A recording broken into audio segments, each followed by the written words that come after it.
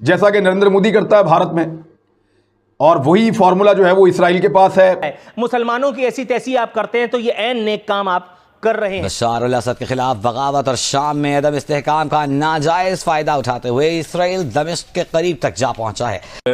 Israel ने strikes की हैं डेमास्कस इलाकों में। और लाजिम मैंने आपको बताया था, बहुत पहले बताया था कि मुसलमानों के लिए जो सबसे गद्दार तरीन इंसान है वो रजब तैयब उर्दवान है।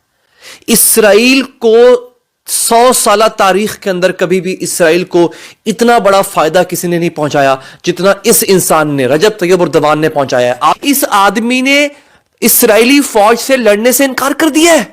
ये मुसलमान भी नहीं होगा। लेबनान के बाद यमन पर भी हमले शुरू कर दिए हैं। अल्लाह तौबा, हाय अल्लाह तौबा। ये कई बार हो चुका है, लेकिन जब भी होता है ना, मुझे ऐसा लगता है कि जैसे पहली बार हो। वाह भाई वाह।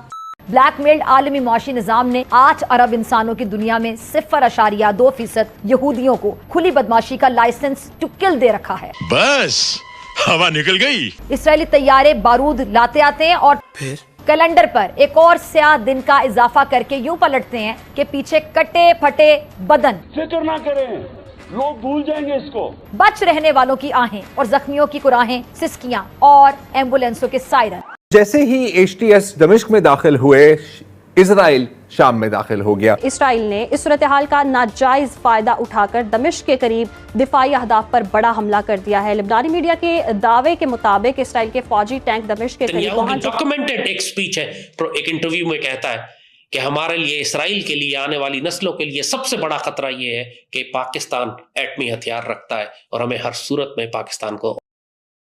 हेलो, जय हिंद दोस्तों, एचपी न्यूज़ 91 में आपका स्वागत है। दोस्तों जैसे कि आपने क्लिप के अंदर देख ही लिया हुआ, इसराइल जो कि अक्सर कभी ईरान पर, कभी लेबनान पर, फिर अब सीरिया पर, इस तरीके से जिस तरीके से इनकी गर्दन मरोड़ता रहता है। और पाकिस्तान जो है वो जो इसराइल को अब्बू मानता है, लेकिन पाकिस्तान अब अपना अब्बू बदलने के फुल मोड में है, क्योंकि इसराइल और भारत का तो आपको पता ही है। अब पाकिस्तान के अंदर ये डर है कि कहीं भारत की नीयत ना बिगड़ जाए इसराइल को देख करके। जिस तरीके से वो अपने इनकी गर्दन मरोड़ता रहता है, इस तरीके से भारत हम पर इस तरीके से स्ट्राइक ना कर दे या हमारी गर्दन ना मरोड़ दे। कुछ इस तरीके की बातें पाकिस्तान के जहन में बस चुकी हैं, घर कर चुके हैं। अब जो पाकिस्तान है वो अब अपने अब्बू बदलने के चक्कर में लगा हुआ है और कहीं ना कहीं वो बदल भी चुका है। लेकिन पाकिस्तान की जो हालात हैं, पाकिस्तान की जो मतलब तौर तरीके हैं, वो कभी भी सुधरने वाला नहीं है, चाहे उसके लिए कोई कुछ भी कर दे। लेकिन उसकी आदत है हमेशा गद्दारी करना। अब इसराइल को ग्रेटर इसराइल बनता देख पाकिस्तान किस तरीके की जहालत सामने निकाल रहा है, किस तरीके की बातें कर रहा है। तो आइए दोस्तों वीडियो को स्टार्ट करते हैं। इसराइल घुस चुका हुआ है दमिश्क से, जो कि दारुल हुकूमत है शाम का। दमिश्क से इसराइली फौज, इसराइली टैंक सिर्फ 19 किलोमीटर दूर रह गए। बशार अल असद एक जालिम आदमी था, इसमें कोई शक नहीं, लेकिन कम से कम इस वक्त इसराइल की इतनी ताकत नहीं थी कि वो शाम में कदम जमाता।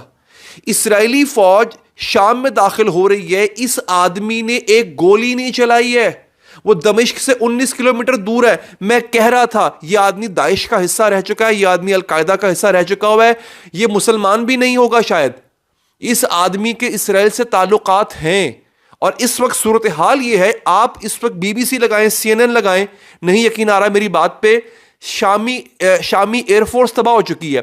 कल रात जो लत्ताकिया एक शहर है शाम का, जो कि जिसकी तारीख है 400 साल पुरानी तारीख है शहर की, वहां पे 300 हमले किए। पाकिस्तान के खिलाफ होने वाली हर जंग में इसराइल शामिल रहा है, चाहे वो 1971 की वॉर हो, चाहे वो कारगिल की जंग हो, या जब भी चंद साल पहले जो अभिनंदन वाला वाकया हुआ था, उसमें ये बात बड़ी मशहूर हुई थी कि इसराइल इंडिया के साथ शामिल था पाकिस्तान पर हमला करने में। इसमें कोई शुबे की बात नहीं है। इस वक्त इंडिया के पास जो डिफेंस टेक्नोलॉजी है वो इसराइल की दी हुई है।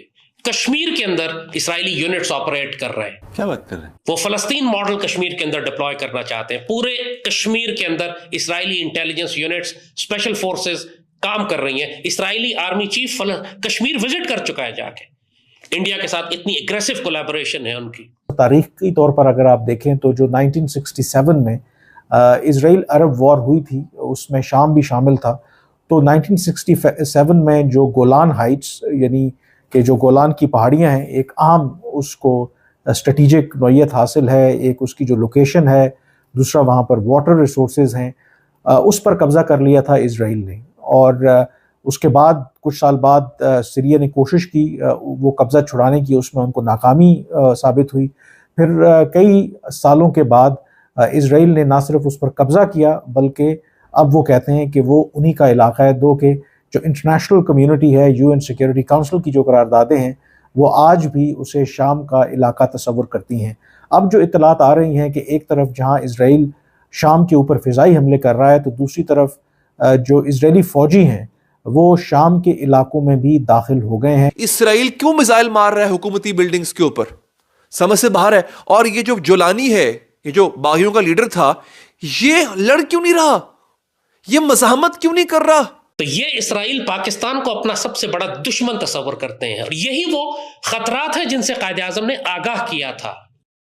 आपने फरमाया था कि आने वाला दौर तुम्हारा जंगों का होगा, इसीलिए पाकिस्तान एक सिक्योरिटी स्टेट है, इसीलिए हमको अपने डिफेंस पे खर्च करना पड़ता है, इसीलिए हमने न्यूक्लियर प्रोग्राम बनाया, इसीलिए पाकिस्तान के न्यूक्लियर प्रोग्राम को खत्म करने के लिए तमाम दुनिया की ताकतें पाकिस्तान पर हर तरह का दबाव डाल चाहती हैं कि मुल्क इम्प्लोड करने लगे अंदर से सेपरेटिस्ट मूवमेंट्स के जरिए, इकोनॉमिक कोलैप्स के जरिए, ताकि वो ये जवाब बना सकें कि पाकिस्तान का न्यूक्लियर प्रोग्राम हम ले सकें पाकिस्तान से। और ये सारा प्लान किसका था दोस्तों? ये सारा प्लान था किसका? तुर्की के सदर रजब तैयब एर्दोगान का। इस आदमी ने अपने एक पाव गोश्त के लिए पूरा ऊंट कुर्बान कर दिया। इस आदमी ने इसराइल को सेफ पैसेज दिया। ये जो आपको अर्तुगरुल ड्रामा दिखा के आप लोग तुर्की के गीत गाने लग गए थे ना, ये किया इस आदमी ने मुसलमान उम्मत के साथ। जो इजरायली फौजी हैं उस बफर जोन से निकल के, उस गोलान हाइट से निकल के उसको फर्दर एक्सपेंड कर रहे हैं और वो बफर जोन को उन्होंने, आप कह सकते हैं कि वो ब्रीच कर दिया है, जिसका मतलब है कि वो बाकायदा तौर पर अब शाम की टेरिटरी में है। जो फ़लस्तीन का जो मगरबी किनारा है वहाँ पर जब पहली मरतबा इजरायली फ़ौजी आए तो उन्होंने कहा कि ये इसराइल की तरफ से आर्जी कदम है, लेकिन फिर दोबारा वो कभी वहाँ से वापस नहीं निकले। तो ख़दशा ये है कि जिस तरह ग्रेटर इसराइल की भी बात होती है कि क्या अब शाम की जो सूरत हाल है, खतरनाक सिचुएशन डेवलप हो रही है अब, क्योंकि आहिस्ता आहिस्ता करके एक एक करके हर वो मुल्क जो इसराइल के सामने किसी न किसी फॉर्म में खड़ा था वो उसका ब्रेक डाउन हो गया और वो ख़त्म हो गया। इराक था, यमन था, अफगानिस्तान था, सीरिया था और पहले कई मुल्क जो हैं जैसे जॉर्डन है, इजिप्ट है, ये तो इन्होंने तो हाथ मिला लिया था इसराइल के साथ, तो इनका तो थ्रेट ख़त्म हो गया था इसराइल के लिए। टर्की कभी कभी करता है ऊपर नीचे की बातें, लेकिन टर्की हमेशा से इसराइल का दोस्त रहा है। जब इसराइल मार्ज़ वजूद में आया पाकिस्तान के साथ साथ, तो Turkey was probably one of the first few countries जिन्होंने ना सिर्फ उसको रिकग्नाइज किया बल्कि उससे कारोबारी मरासिम बढ़ाए अपने। यही तैयब एर्दोगान जो टर्की के प्रेसिडेंट हैं, एज अ प्राइम मिनिस्टर इन्होंने नेतन्याहू को टर्की में इनवाइट किया था और उसने वहाँ जॉइंट पार्लियामेंट सेशन से खिताब किया था। और तैयब एर्दोगान ने भी विजिट किया इसराइल को, और इसराइल और टर्की का बहुत एक साइजेबल एक्सचेंज है, ट्रेड एक्सचेंज है, तो ये कोई अनहोनी बातें नहीं है ये। अब वहाँ पे सीरिया में आपको तुर्किया के यानी टर्की के फ्लैग्स बहुत नजर आएंगे, और इसराइल ने भी हमला कर दिया। उसने सालों पुराना अपना पैक्ट जो है सीरिया के साथ उसको ख़त्म कर दिया, उसने हमला कर दिया और उसने कह दिया ओपनली कि अब गोलान हाइट्स पे हमारी नज़र है। वैसे भी उनके पास है काफ़ी हिस्सा उसका कि ये हमने लेना है। तब थ्रेट एक ही जगह से उनको, और उसी को न्यूट्रलाइज करना है। वो थ्रेट क्या? वो है कि पाकिस्तान। दुनिया में जितने भी इस्लामी ममालिक हैं उसमें सिर्फ पाकिस्तान है जो एक एटॉमिक पावर है, और पाकिस्तान है जिसके पास अपनी मिसाइल टेक्नोलॉजी है। यानी जो इसराइल को किसी भी स्टेज पे अगर कभी किसी से थ्रेट हो सकती है तो वो पाकिस्तान से है। विदाउट रियलाइजिंग हम लोग जो है अपने मुल्क में, हमारे मुल्क में सेक्टेरियन इशू तो हमेशा से है, शिया सुन्नी का तो हमेशा से इख्तलाफ है, मज़हब के नाम पे तो कत्ल होता है यहाँ पे, लेकिन अब हम लिसानियत का और हम अब फ़िरका वारियत के अलावा हम लिसानियत का और सुबाइयत का, हम इतने ज़्यादा हम खुदा न खास्ता डिवाइड पैदा कर रहे हैं विदाउट नोइंग कि ये कहीं सीरिया वाली कंडीशन जो है।